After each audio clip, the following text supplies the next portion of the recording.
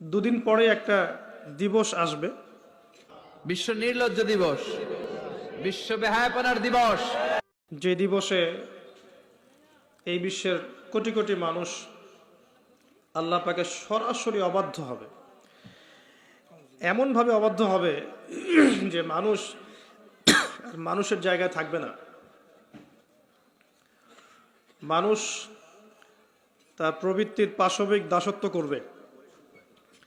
আল্লাহ পাক কি জন্য সৃষ্টি করলেন এই মহাবিশ্ব? এটা একটা ভালো প্রশ্ন। নিছক খেলার ছলে সৃষ্টি করেছেন? আল্লাহ পাক কি জন্য সৃষ্টি করতে গেলেন এই মহাবিশ্ব? উত্তর হচ্ছে ভালোবাসা। আল্লাহ পাক তার সৃষ্টিকে ভালোবাসেন। আল্লাহ রাব্বুল আলামিন তার মাখলুকদেরকে ভালোবাসেন এবং তিনি চেয়েছেন যেন আমরাও তাকে ভালোবাসি। আল্লাহ রাব্বুল আলামিন চেয়েছেন যে আমরাও যেন তাকে ভালোবাসি। আল্লাহ রাব্বুল আলামিন এর কাছে 100 ভাগ রহমত বা ভালোবাসা এবং দয়া আছে, যার মধ্যে 1 ভাগ, মাত্র 1 ভাগ তিনি পুরো মহাবিশ্বে ছড়িয়ে দিয়েছেন। সমস্ত সৃষ্টির মধ্যে এই 1 ভাগ ভালোবাসা বিরাজ করছে। এই 1 ভাগের মধ্যে আছে বাবা মায়ের প্রতি ভালোবাসা, স্ত্রী সন্তানের প্রতি ভালোবাসা, আমাদের বাচ্চা কাচ্চাদের প্রতি ভালোবাসা, আত্মীয়তার হক, প্রতিবেশীর হক, দেশকে ভালোবাসা, আবেগ অনুভূতি সব এই 1 ভাগের মধ্যে আছে। সুবহানাল্লাহ। এই পুরো মহাবিশ্বে যত মহব্বত আছে এটা 1%, 1% মাত্র। আর এই 1 ভাগ ভালোবাসার জন্য আমরা কি করছি সেটা আমরাই বুঝতে পারছি।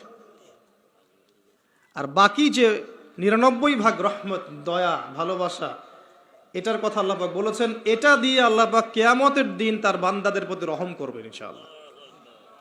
তো আশা করা যায় যে ইনশাআল্লাহ আমরা যদি তাওহীদের উপর থাকি, কবিরা গুনাহ না করি, গুনাহ হয়ে গেলেই তওবা করে ফিরে আসি, অন্যের ক্ষতি না করি, সুন্নতে থাকার চেষ্টা করি, হালাল খাই, আশা করা যায় ইনশাআল্লাহ আমরা জান্নাতে যাব।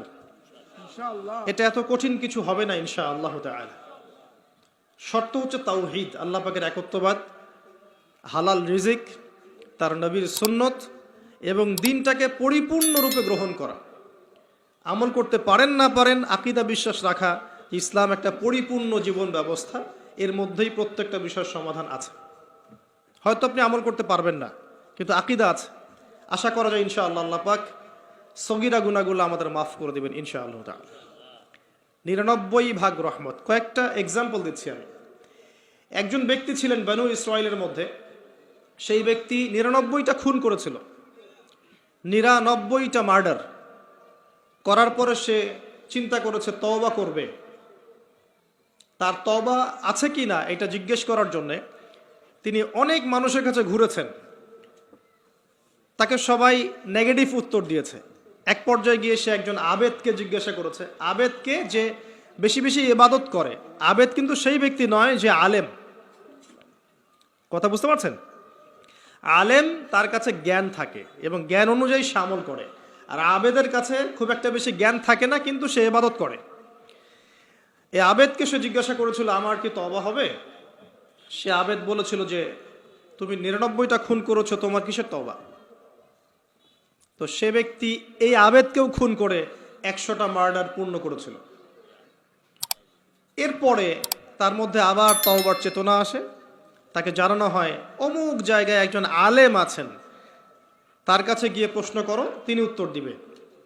সে আলেম তাকে জানালো যে হ্যাঁ, তোমার তওবা করার সুযোগ আছে, তুমি খালেস অন্তরে আল্লাহর কাছে তওবা করতে পারো, আল্লাহ চাইলে তোমাকে মাফ করতে পারে। এবার সে তওবা করলো, করার পরে কি করতে হবে পরামর্শ চাইলো। আলেম তাকে বলল, তুমি এই এলাকা থেকে চলে যাও, অনেক দূরে হিজরত করো, যেখানে যাতে করে আগের হিস্ট্রির সাথে তোমার কোনো সম্পর্ক না থাকে, আগের জীবনের সাথে তোমার সম্পর্ক না থাকে, নতুন জীবন গঠন করো। সে যেতে যেতে রাস্তায় মারা গেল এবং আল্লাহ রাব্বুল আলামিন জান্নাতের ফেরেশতা এবং আযাবের ফেরেশতা দুজনকেই পাঠালেন। এই দুজন ফেরেশতা তারা তার আত্মাকে নিয়ে ঝগড়ায় লিপ্ত হলো, কে তার রূহটা কবজ করবে। কে তার রুহটা নিয়ে যাবে। কারণ আপনারা জানেন যদি রুহটা নিয়ে যায় আযাবের ফেরেশতা, তার মানে কি, তার ফয়সালা কি জাহান্নাম। জান্নাতের ফেরেশতা নিয়ে গেলে ফয়সালা জান্নাত ইনশাআল্লাহ। তো আল্লাহ রাব্বুল আলামিন এখানে একটা কৌশল করলেন। আল্লাহ পাক রাস্তাটাকে লম্বা করে দিলেন। সে তওবার জন্য যতটুকু এসেছিল এই রাস্তাটাকে আল্লাহ পাক লম্বা করে দিলেন ওই রাস্তার চেয়ে যে রাস্তার থেকে সে যাচ্ছিল। আল্লাহ পাক কৌশল করে তাকে মাফ করে দিলেন। আল্লাহ পাক ফেরেশতাদেরকে বললেন, রাস্তাটা পরিমাপ করে দেখো কোন রাস্তার পরিমাপটা বেশি, সে যেখানে যাচ্ছিল সেটা না তওবার রাস্তা।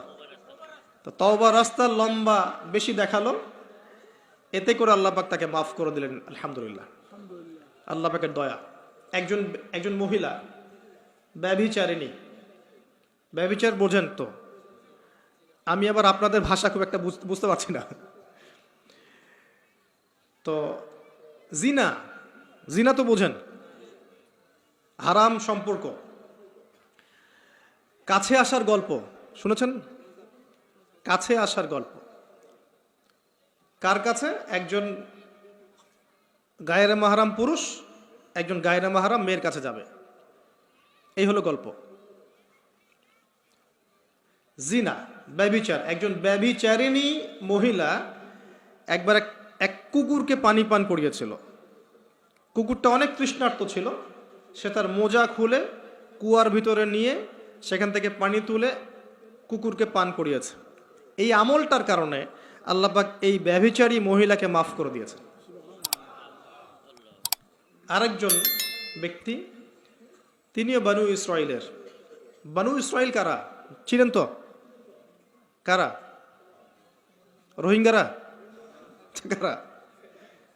বানু ইসরাইল কারা? কার সন্তানদেরকে বানু ইসরাইল বলা হয় বলেন? শুধু ওয়াজ শুনলে হবে না তো, কিছু শিখতে হবে তো। ইব্রাহিম আলাইহিস সালামের দুই ছেলে, কয় ছেলে? একজনের নাম হচ্ছে ইসমাঈল আলাইহিস সালাম, একজনের নাম হচ্ছে ইয়াকুব আলাইহিস সালাম। সরি, ইসহাক আলাইহিস সালাম।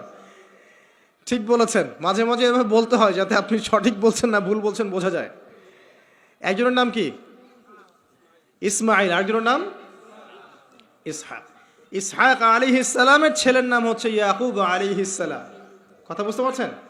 আর ইয়াকুব আলাইহিস সালামের বংশধরদেরকে বলা হয় বানু ইসরাইল। এবার মনে থাকবে ইনশাআল্লাহ। তো এই বানু ইসরাইলদের মধ্যেই বেশিরভাগ নবী এসেছেন। ইউসুফ, দাউদ, সুলাইমান, মুসা, ঈসা সব বানু ইসরাইলের মধ্যেই।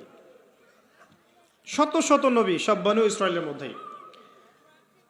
আর ইসমাঈল আলাইহিস সালামের বংশে এসেছেন সর্বশেষ একজন নবী, তার নাম মুহাম্মদুর রাসূলুল্লাহ সাল্লাল্লাহু আলাইহি ওয়াসাল্লাম। তো বানু ইসরাইলের আরেকজন ব্যক্তি, সে প্রচণ্ড পাপ করেছিল সারা জীবনে। মৃত্যুর আগে সে তার সন্তানদেরকে বলেছে যে আমি যখন মারা যাব আমার দেহটাকে আগুনে পুড়িয়ে ফেলবে, পুড়িয়ে অর্ধেক ছাই সমুদ্রে ভাসিয়ে দিবে আর অর্ধেক ছাই বাতাসে উড়িয়ে দিবে। আমি যত পাপ করেছি আল্লাহ পাক যদি আমাকে ধরতে পারেন তাহলে আমার আর রক্ষা নাই। মানে তার ধারণা যে আল্লাহ তাকে ধরতে পারবে না, এটা ওর ধারণা। আকিদা, আকিদা কুফরি না? কুফরি বোঝেন না? যে বিশ্বাস করে যে আল্লাহ তাকে আবার পুনরুত্থিত করতে পারবেন না, এই আকিদা কি ইমানের আকিদা না কুফরি? আকিদা কুফরি। কুফরি আকিদা নিয়ে সে সন্তানদেরকে ওসিয়ত করছে। তার মৃত্যুর পর সন্তানরা তাই করলো। করার পরে আল্লাহ রাব্বুল আলামিন সাগরকে আদেশ করলেন ছাইগুলোকে জমা করে দাও, এবং বাতাসকে আদেশ করলেন ছাইগুলোকে জমা করে দাও। হাদিস কিন্তু সহিহ। প্রকৃতি আল্লাহর কথা শোনে না? প্রকৃতি আল্লাহর কথা শোনে না? এই বিশাল সাগর আপনাদের আল্লাহর আদেশেই আপনার পা ধুয়ে দিচ্ছে। আপনি সামনে গিয়ে দাঁড়ান, আল্লাহর হুকুমে এই বিশাল শক্তিশালী সাগর আপনার পা ধুয়ে দিবে না?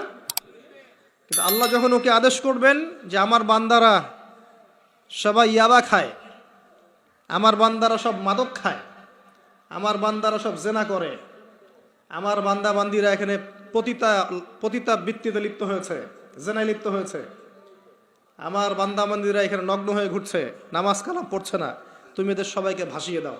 সাগর ওই দিন আপনাকে ভাসিয়ে দিবে। সাগর তার কথা শুনবে? শুনবে না? প্রকৃতি আল্লাহর কথা শোনে।